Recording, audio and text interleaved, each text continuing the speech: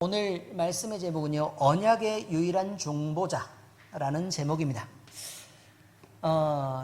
사실이요, 너희가 행한 대로 심판을 해가지고, 너희가 행한 대로 심판해가지고 내가 잘하면 구원해주고 잘못하면 벌을 내리겠다 라고 하나님이 그렇게 성경에서 말씀하셨다면 우리는 희망이 없습니다. 그렇지 않습니까?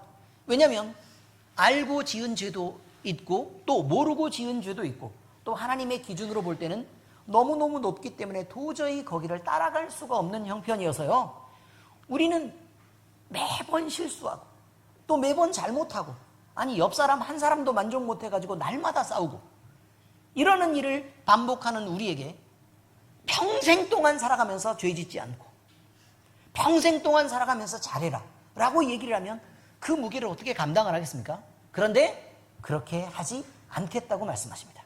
그렇게 하지 않겠다. 자, 그런데 그러면 하나님께서는 어떻게 하시려고 하느냐? 그러면 예수님을 보내서 너희가 믿으면 구원을 내주시겠다 이렇게 말씀하신단 말이에요.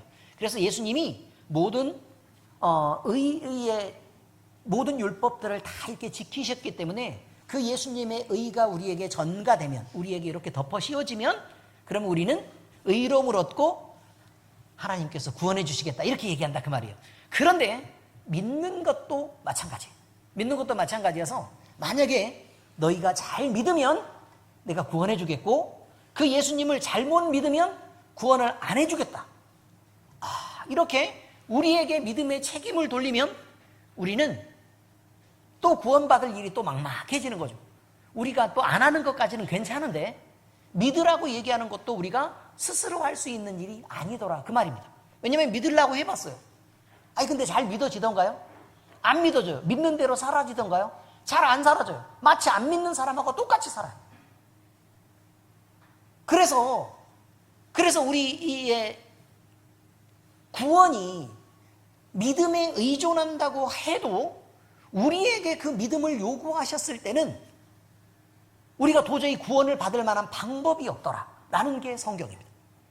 그런데요, 그러면 우리가 그러면 행동도 잘 못해, 그죠?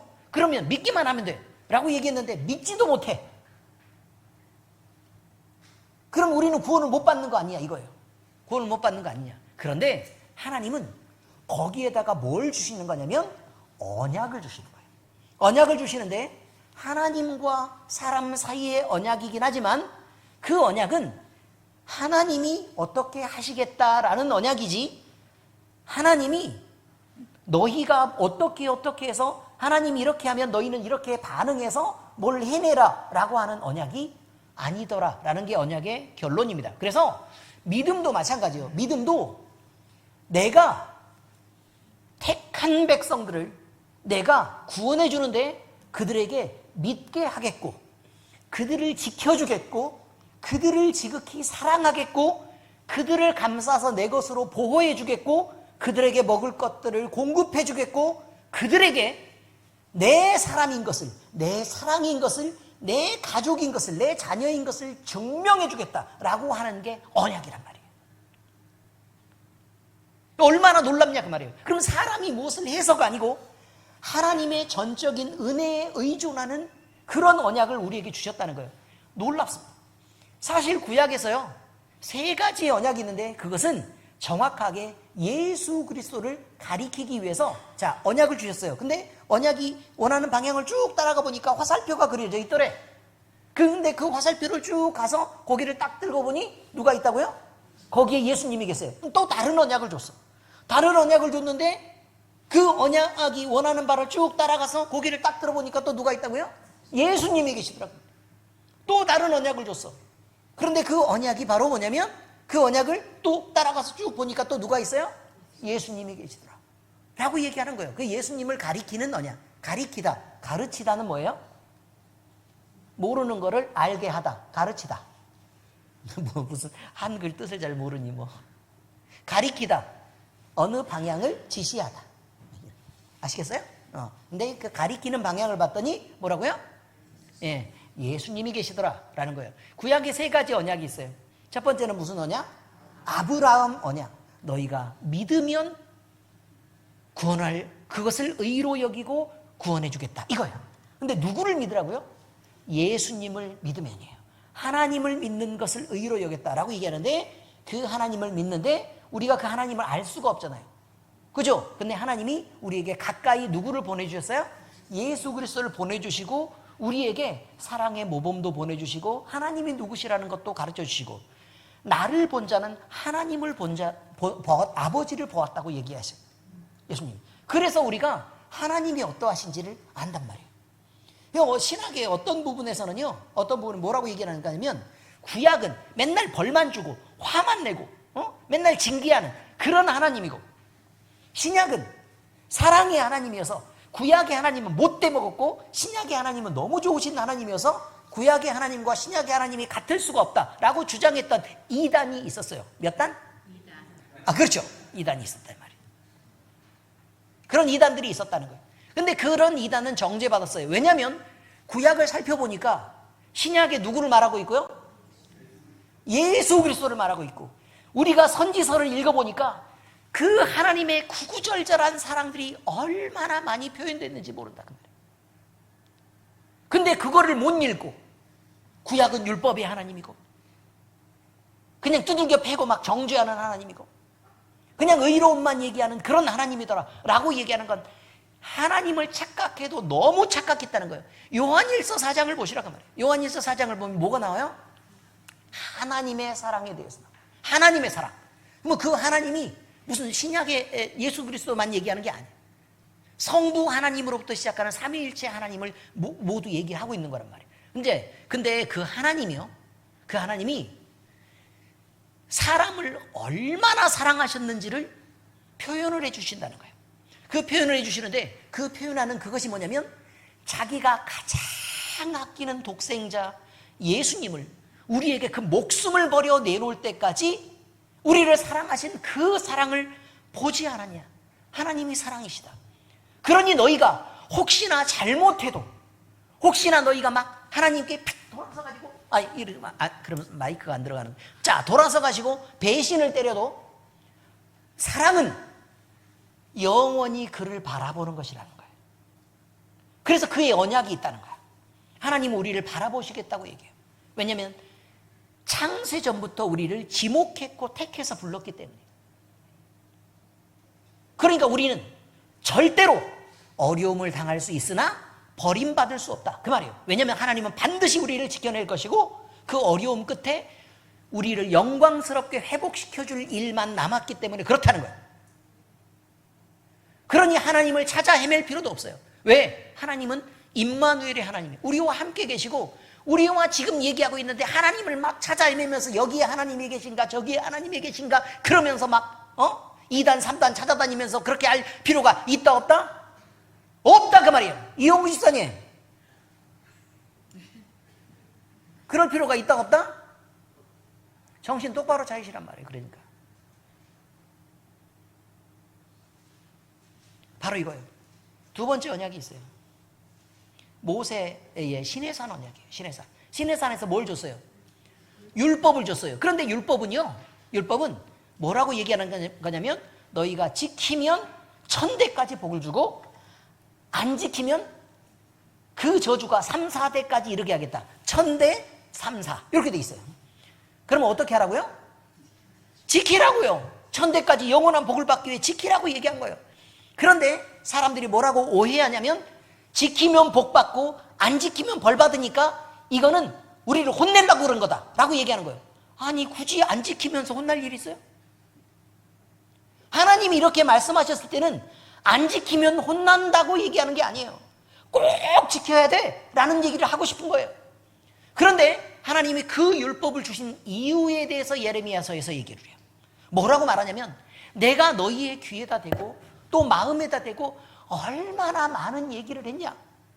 사랑한다고 말하고, 내가 너희 가까이 있겠다고 얘기하고, 너에게 복 주겠다고 얘기하고, 너와 함께 하겠다고 얘기하고, 내가 네 하나님이라고 얘기하면서 얼마나 난 네 거야 라고 얘기하면서 내가 너희들 가까이 있었냐. 그런데 너희는 내 목소리를 도저히 듣지 않아서, 그래서 너희가 보고 지킬 수 있는 율법이라는 것을 주려고 하는 거다 이렇게 말해요.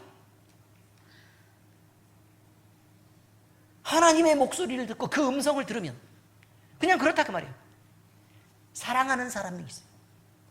남녀가 이렇게 서로 사랑한단 말이에요. 그런데 너무너무 사랑해서 그러면 그래서 뭐라고 얘기하면 자매가 그 형제에게 딱 쳐다보면서 난 네 거야 라고 얘기했단 말이에요. 이해되셨어요? 네 거야.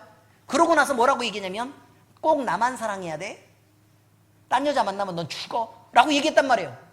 그럼 죽이려고 하는 거예요? 나만 사랑하란 얘기예요? 나만 사랑하란 얘기라고. 도대체 말귀를 못 알아듣는 이 왼수들이. 나만 사랑하란 얘기라고요. 왜 둘이서 그렇게 막 아기자기하게 막 서로 사랑하고 막 이렇게 막 할 때 막 정의자 권사님하고 김경수 장로님처럼 막 이렇게 뭐 서로 못 볼 걸 보이면서 막 이렇게 꽃 옆에서 얘기하고 그렇게 할 때는 나만 사랑해야 돼. 응? 너 아주 다른 지지배들 쳐다보면 아주 죽어 라고 얘기를 했을 때는 그건 잘 알아들으면서 왜 율법에서 얘기를 할 때 하나님이 그렇게 말씀하시는 것 왜 못 알아듣냐고 멍충이들이. 그게 두 번째 언약이란 말이에요. 두 번째 언약. 그런데 그 끝에 누가 있다고요? 예수 그리스도가 있더라 라는 거예요. 세 번째 언약이 있어요. 누구 언약? 다윗 언약이 있어요. 다윗 언약. 다윗 언약은 뭐라고 얘기를 하는 거냐면 그래 너희가 잘못할 수 있어. 알아. 그렇지만 너희는 내 사랑하는 내 백성이고 내 사랑이 아니냐. 뭐 잘못한다고 그냥 이렇게 버려버리고 그냥 뭐 좀 못한다 그래서 좀 부족하다 그래서 그냥 내팽겨치면 어떻게 그게 사랑이겠냐. 다윗에게 얘기하는 건 그래요. 너희가 혹시 잘못할 수 있어. 그래 내가 그거 인정한다. 잘못하면 사람의 매와 인생의 채찍으로 그를 징계할 수 있어. 그래 혼날 수 있어 라고 얘기합니다. 그래 혼낼 거야. 왜? 잘못하고 있으니까. 그럼 잘못 가는 거 아니냐. 그 잘못 못 가게 하려고 안쪽으로 불러들이기 위해서 혼내고 그렇게 하지마 라고 얘기를 하는 것이지, 잘못하면 그냥 두들겨 패서 거기서 죽이려고 그런 거냐 그 말이에요. 아니라고 얘기해요. 혼낼 수 있어. 그러나 내가 사울의 집안에게 행했던 것처럼 그 지방을 싸그리 몰살시키지 않겠다. 반드시 나중에는 그들을 구원해서 내가 거룩한 민족으로 다시 삼아주겠다. 이렇게 얘기하는 게 다윗 언약이에요. 절대로 너희는 망하지 않는다. 누가 있으니까? 너를 사랑하는 내가 있지 않냐. 이게 다윗 언약. 이게 구약이에요. 세계 언약이란 말이에요. 그런데 이런 언약을 하나님이 주셨다는 거예요. 근데 그 끝에 누가 있다고요? 예수님이요. 결국 그 살리는 방법이 사람의 그 미련하고 완악하고 고집스럽고 그 못된 심성들이 계속해서 남아있어서 끊임없이 죄를 짓고 배신하고 자기 이익만 찾아서 그렇게 막 하나님을 아무 때나 잊고 사는 그런 사람들이 너무 다였다는 거예요. 그 어느 누구도 하나님은 한 명을 바라봐 주지 않는다 이 말이에요. 인구가 왜 이렇게 늘었을까요? 인구가 왜 이렇게 늘었을까요? 저는 이렇게 생각해 봤어요. 인구가 이렇게 늘어난 이유는요, 하나님을 제대로 믿는 사람이 너무 없어서. 인구가 많이 늘어나면 그 중에 하나라도 있을까 싶어서 그런 거 아닐까? 근데 성경은 뭐라고 말해요? 의인은 없나니 하나도 없다라고 말해요. 하나님을 찾는 자도 없고 아무도 없다고 얘기해요.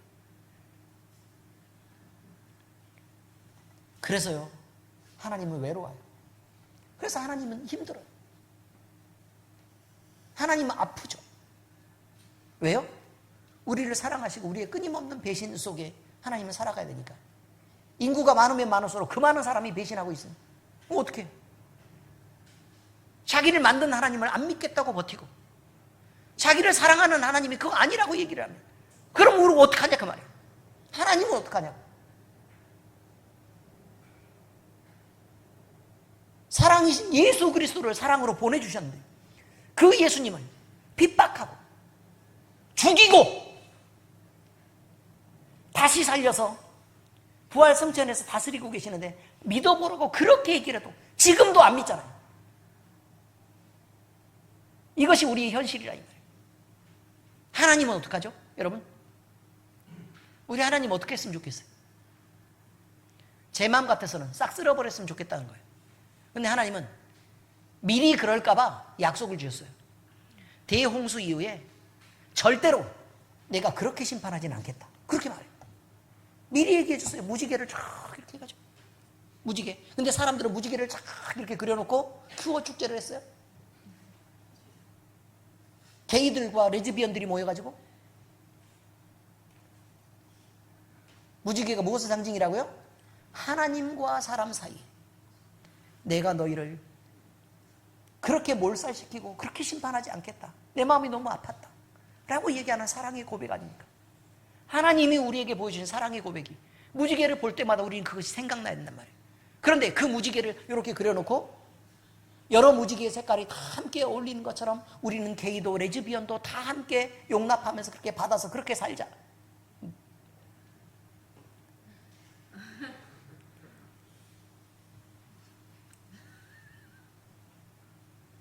목사라. 아시죠? 목사라 그래요. 히브리서 8장 6절에 뭐라고 얘기합니까? 히브리서 8장 6절 시작. 이제 그는 더 좋은 언약의 중보자시라. 하나님이 우리에게 언약을 주셨는데 예수님이 그 사이에 끼었대요. 끼었대. 그 뭐 하려고 그렇게 끼셨냐? 이거죠. 뭐 하려고 그렇게 있을까?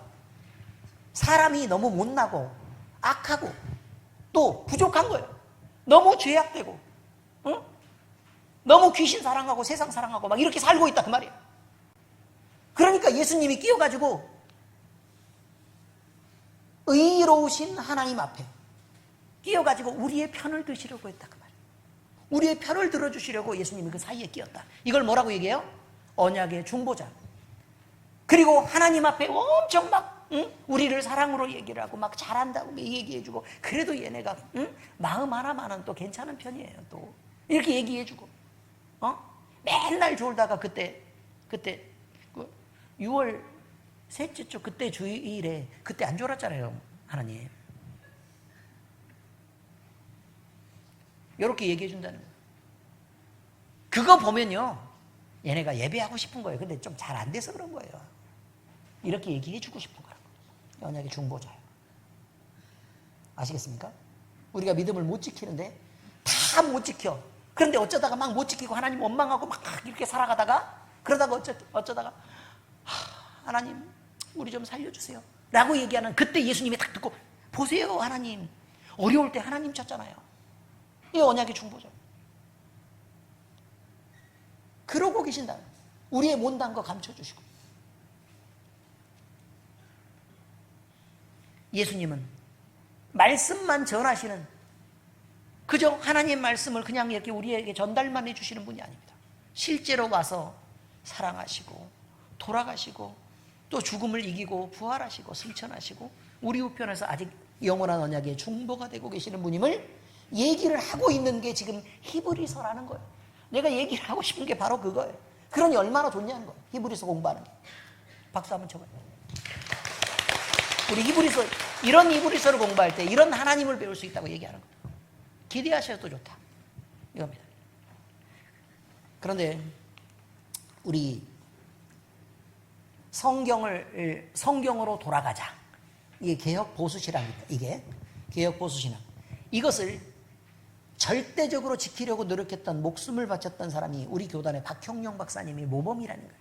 그래서 그 모범을 따른 박형룡 박사님이 자기 조직신학에서 히브리서를 말할 때 구약의 실체가 신약에서 그리스도 안에 온전히 나타난 바를 해석해주는 성경이라고 말했습니다. 무슨 말이냐면 구약에서는 모델, 신약에서는 실체가 나타났다. 이것을 우리가 좀 부족해가지고 얘가 못 알아들어요. 그래서 그걸 해석해주는 성경이 히브리서다 이렇게 얘기한다. 해석해주는 성경. 또 히브리서에 반복되는 죄송합니다. 제가 요즘 무리를 했더니 약간 감기 기운이 좀 있어요. 쉽게 느끼시죠?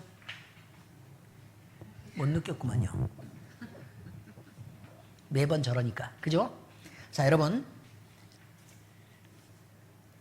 칼빈은 뭐라고 얘기했냐면, 칼빈은 그리스도를 하늘과 땅을 잇는 영원한 중보자. 하늘은 누구요? 하나님. 땅은 누가 중요해요? 사람이 중요하죠, 사람. 그런데 그 사람은 모든 사람을 가리키는 게 아니에요.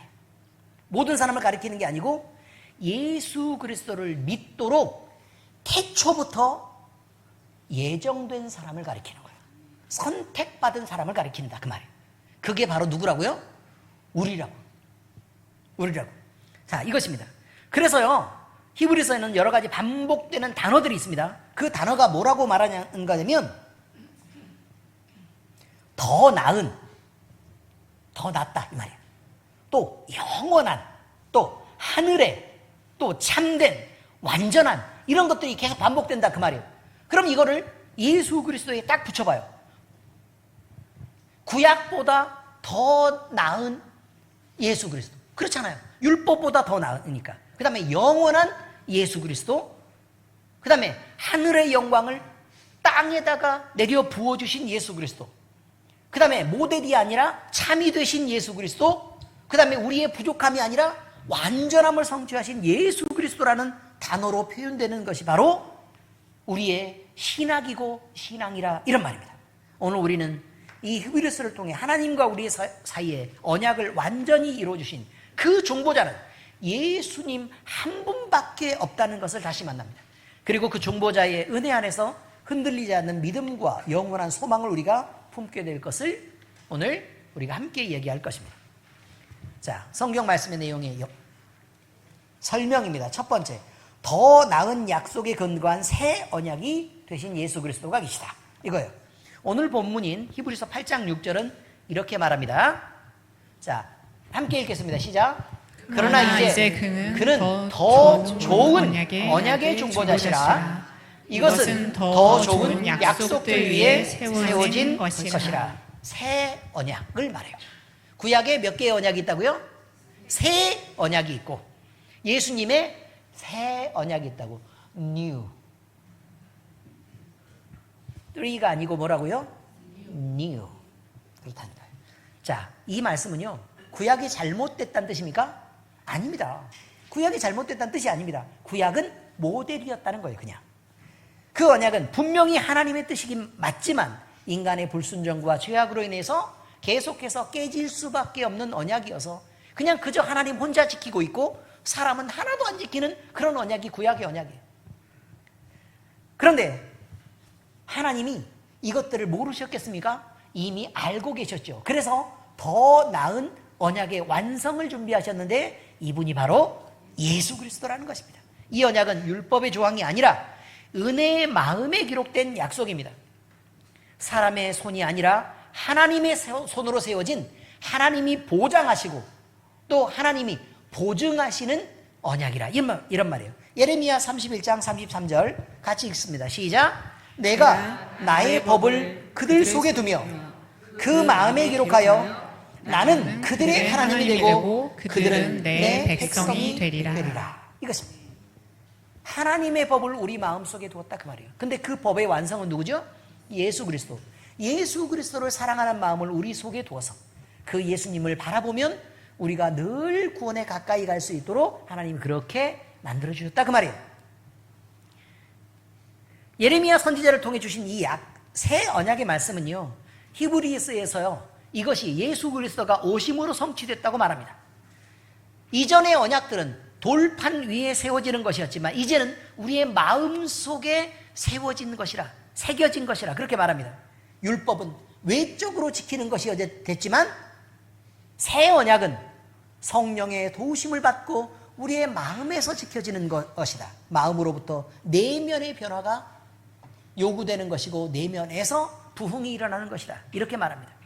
그리스도께서 중보자가 되심은 이 언약이 우리의 손에 달려있지 않고 예수님이 그것을 맡아서 하나님과 우리 사이에서 역할을 해주신다는 뜻입니다.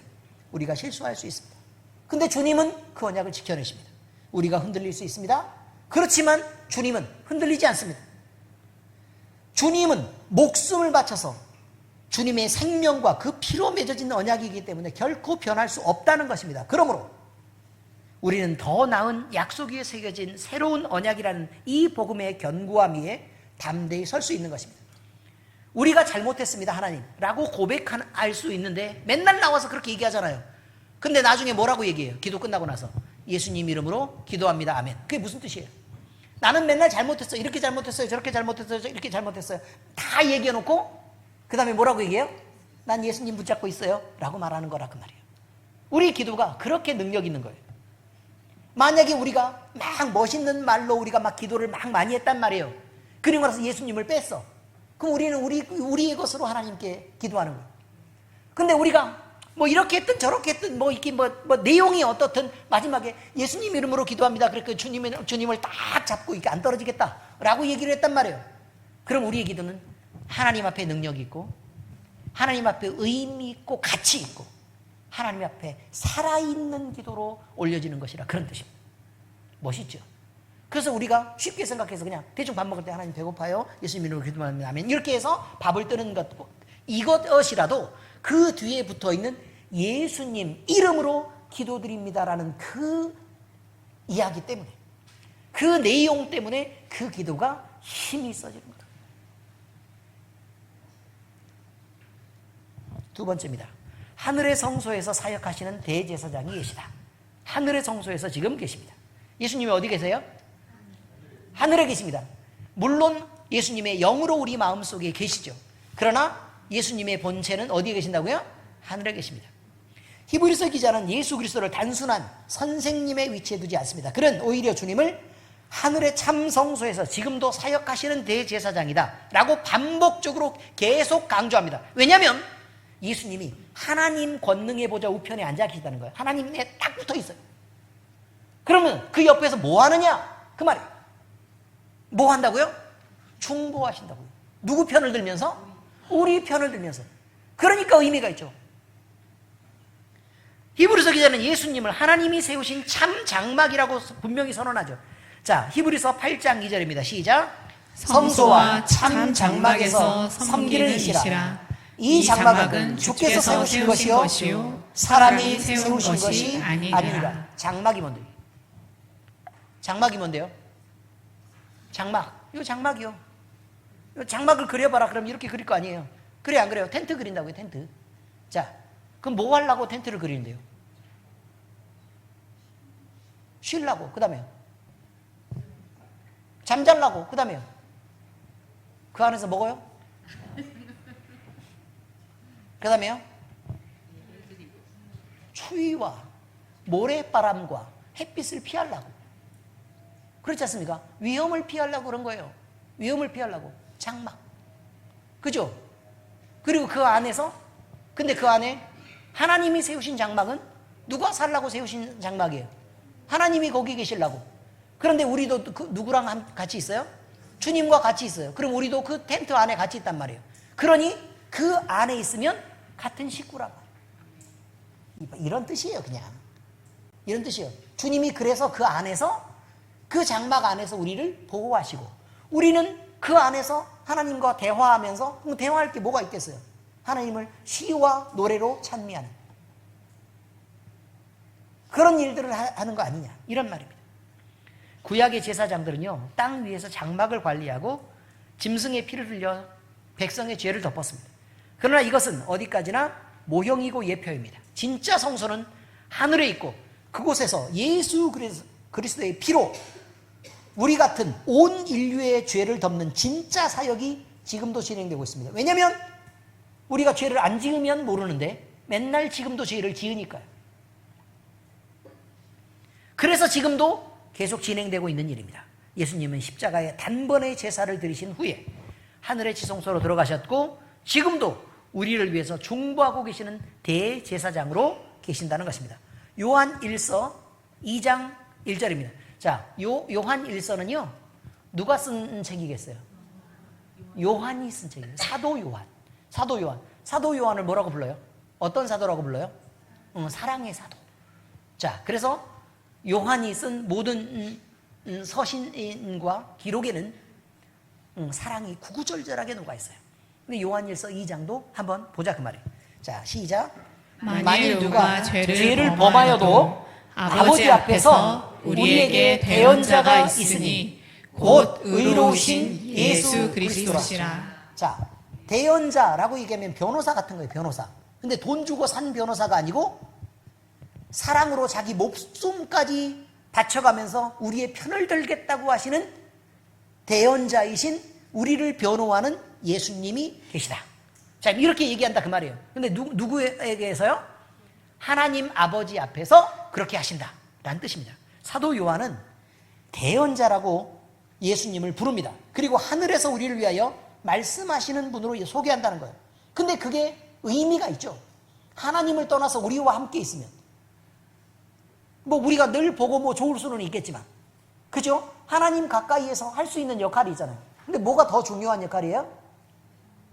하나님 옆에서 할 수 있는 역할이 더 중요하다는 거예요. 그래서 하나님은 그 옆에 계신다. 이런 예수님이 단지 과거의 사건으로 우리를 구원한 게 아니라 지금도 현재도 일하고 계신다는 것입니다. 어디서요? 하늘 성소에서요.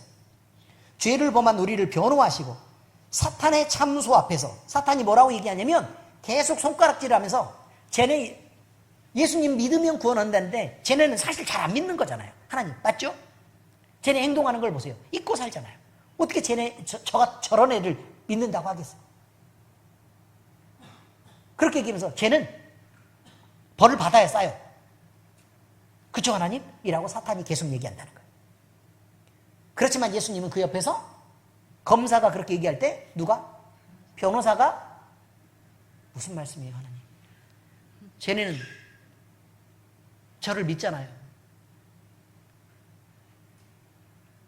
그럼 이미 그 죄의 값은 대속을 받았고, 그리고 하나님이 믿으면 의롭다고 하겠다는 그 모든 약속이 다 이 안에 들어가 있는데 어떻게 정죄를 받겠습니까? 벌 안 받아도 되죠. 이미 받은 벌을 어떻게 또 받는다는 얘기입니까? 우리 대신 누가 받았어요? 예수님이 받았죠. 그 예수님이 이미 받았어요. 그리고 목숨까지 사형당했어요. 사형당했어요. 그리고 사실 우리가 잘 생각해 보라고요. 우리가 죄를 지었어요. 사실 우리가 가만히 생각해 봐도 죽을 죄를 지은 것 같진 않잖아요. 안 그래요? 아니, 우리가 죄를 지었는데 사실 우리가 막 사형당할 만큼 막 죄를 지은 건 아닌 것처럼 느껴지지 않아요? 아니, 권사님, 남편 한번 때려잡았다고 그게 죽을 일이냐고. 그래요, 안 그래요?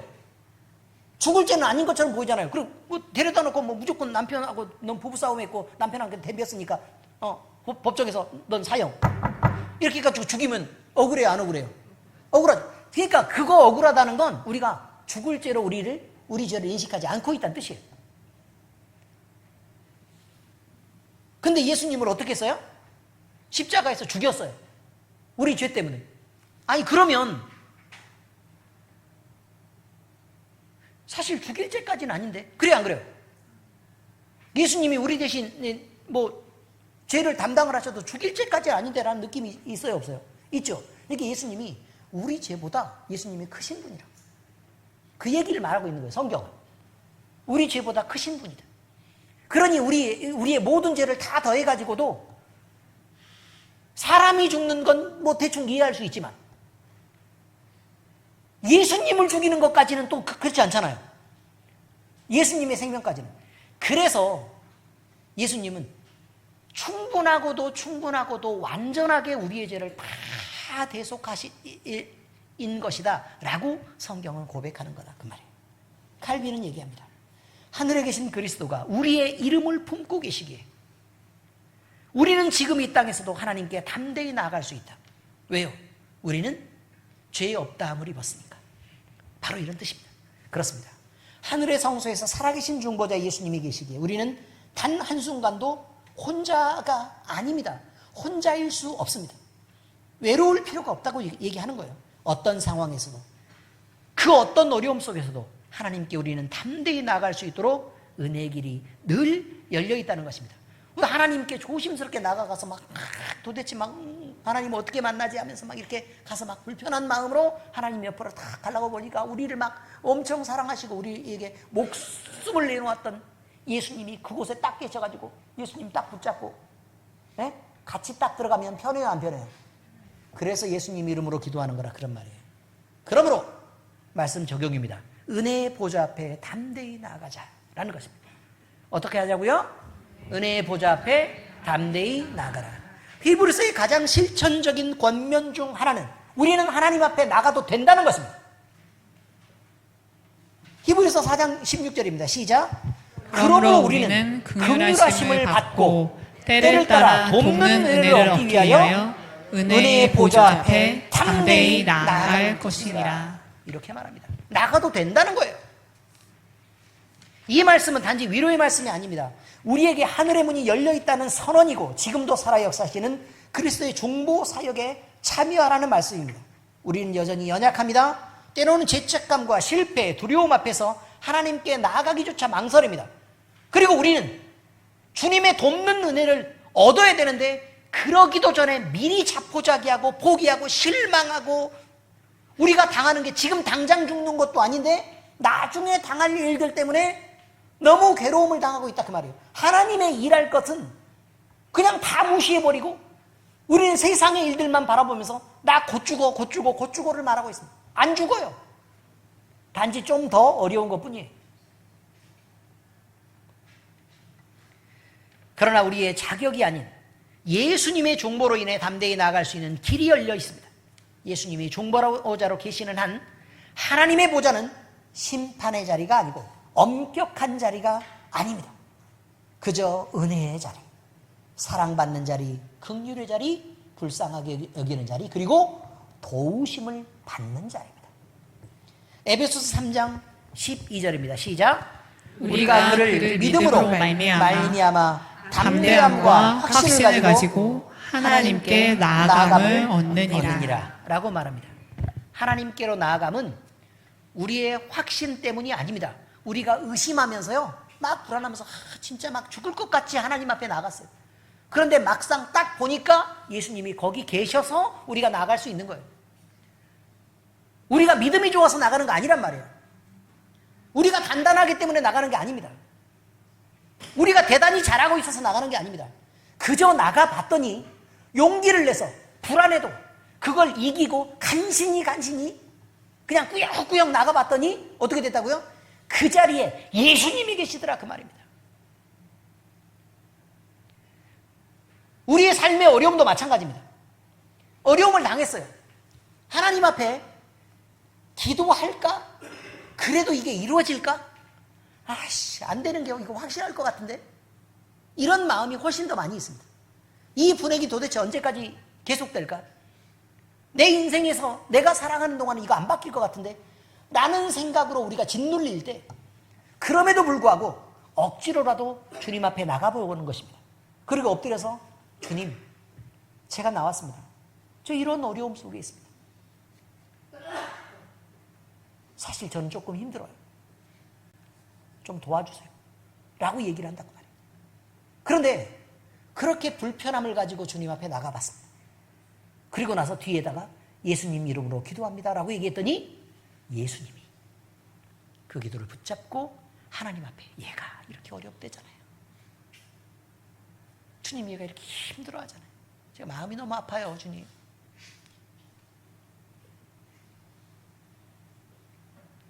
이렇게 도우시는 분이 계시다는 것을 잊지 마시기 바랍니다. 히브리서에 말하는 신앙은 우리의 믿음이 아닙니다, 여러분. 그 믿음을 하나님이 붙잡고 계시다는 것입니다. 그 믿음을 예수님이 보장하신다는 것입니다. 그래서 신앙은 견디는 것이 아닙니다. 그저 바라보고 불안하고 못났지만 나가 볼 수 있다고 얘기하는 것입니다.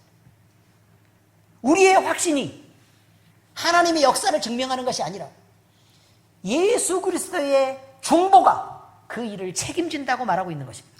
그러므로 우리는 오늘 또 이렇게 기도할 수 있어야 됩니다. 주님, 은혜의 보좌 앞으로 나아갈 담대함을 주시옵고 그 은혜 안에 머물게 하시옵소서. 자, 다 같이 읽어보겠습니다. 자, 가슴에 손을 얹고 시작. 주님, 은혜의 보좌 앞으로 나아갈 담대함을 주옵시고 그 은혜 안에 머물게 하옵소서. 이렇게 기도할 때에 주님이 주시는 은혜로 우리의 중보자 되신 예수님을 통해 우리의 구원과 확신과 삶의 용기를 가지고 우리가 살아갈 수 있게 됩니다. 사랑하는 엘림교회 성도 여러분, 우리 주님의 사랑을 마음껏 받고 계시는 엘림교회 성도 여러분, 우리가 붙들고 있는 믿음은 단지 과거에 있는 사건을 믿는 것이 아닙니다. 우리 주 예수 그리스도는 지금 하늘 성소에서 우리를 위하여 존귀하고 계시는 살아계신 하나님입니다. 주님은 우리 편입니다. 주님은 우리를 위한 더 나은 언약의 중보자로 오셨고 자신을 생명으로 완전한 제사를 드려서 자신을 희생하셨습니다. 우리 때문입니다. 그리고 우리에게 하나님과 화평하고 담대히 나아가도록 길을 열어주셨습니다. 구약의 언약은 우리 때문에 자주 실패했습니다. 그 이유는 죄인인 인간이 하나님과 언약을 지켜낼 실력이 부족했기 때문에 그렇습니다. 그것도 턱없이 부족했기 때문에 그렇습니다. 그러나 예수님은 한 번도 실패하지 않으시는 언약의 중보자이십니다. 그리고 우리에게 말씀하시고 안 지키시는 분이 아닙니다. 무조건 지킵니다. 이런 주님이 계시기에 우리는 흔들리지만 무너지지 않으며 넘어지지만 하나님 품으로 돌아갈 수 있는 것입니다. 헬렌 스타이너 라이스라는 분이 시집을 냈습니다. 시집 내용을 읽었는데 그 내용이 하나도 기억이 나지 않습니다. 그런데 갑자기 이름이 떠올랐어요. 헬렌 스타이너 라이스. 네? 옛날에. 근데 그 책의 제목이요, 살벌합니다. 사랑하는 님이 계시기에. 사랑하는 님이 계시기에 라는 책입니다. 그래서 그 많은 인생 속에서 있었던 그 수많은 이야기들이 주님을 향한 시와 찬미로 이루어져 있습니다. 사랑하는 님이 계시기에. 우리에게도 이런 주님이 계십니다. 그러니 우리 주님을 더욱더 의지하고 주님의 은혜로 살아가는 성도다운 삶을 살아내야 되지 않겠습니까? 이제 우리는 이렇게 간구합니다. 주여, 언약의 중보자 되신 예수 그리스도를 더욱 굳게 붙들게 하시옵소서. 주님의 피로 세우신 더 나은 언약 안에서 날마다 살게 하시고 그 은혜 앞에 담대히 나아가 순종과 믿음의 길을 걷게 하십시오. 언약의 중보자 되시는 우리 예수님, 이 예수님 안에 소망이 있고 이 예수님 안에 생명이 있으며 이 예수님 안에 바로 우리가 있습니다. 우리에게도 사랑하는 우리의 주님이 계십니다. 그러므로 우리는 그 어떤 순간에도 반드시 예수님을 붙잡고 놓지 말아야 됩니다. 우리의 사랑입니다. 어떻게 사랑을 놓을 수 있겠습니까? 우리 주님의 도우시는 은혜가 우리 모두와 함께 하시기를 예수 그리스도의 이름으로 축복합니다. 기도하겠습니다. 우리는 끊임없이 범죄하고 우리는 끊임없이 약하고 우리는 끊임없이 죄악되며 우리는 끊임없이 어두운 것을, 우리는 끊임없이 미혹당하고 그리고 우리는 끊임없이 죄를 짓는 것을, 그리고 우리는 끊임없이 하나님을 향한 손을 놓고 하나님에게 등을 보이고 돌아서는 것을 아버지 하나님, 이 시간 우리는 안타깝고 아프게 고백합니다. 그러나 아버지 하나님, 우리에게는 하나님께서 주신 영원한 약속이, 그 언약이 있고 예수님이 살아계신 언약의 중보자가 되시며 지금도 우리를 위해서 역사하고 계시는 것을 우리가 믿기에 아버지 하나님, 우리는 우리 주님을 붙잡고 우리 주님과 함께 살아가기로 이 시간 작정합니다. 아버지 하나님, 언약의 중보자 되신 우리 예수님을 반드시 붙잡게 하시옵소서. 우리 하나님께서 우리에게 예수님을 보내주시면서 너희는 망할 자가 아니다, 너희는 죽을 자가 아니다, 너희는 실패할 자가 아니다 라고 말씀해 주셨던 이 승리의 보장을 우리가 끝까지 붙잡고 살아갈 수 있도록 주여 우리의 마음을 지키시옵소서. 주님 성령을 주시고 우리의 마음을 뜨겁게 하시옵소서. 우리의 마음이 주님을 찾는 한 언제나 우리 주님이 우리 안에서 우리의 마음을 감동시키고 찬양과 기도로 또 말씀의 감동으로 우리를 지켜 보호하여 주시옵소서. 아버지 하나님, 우리의 마음을 주님 앞에 내어드립니다. 주여 우리를 받으시고 언제나 주 안에 우리가 있게 하시옵소서. 살아계신 우리 주 예수 그리스도의 이름으로 감사하며 기도합니다. 아멘.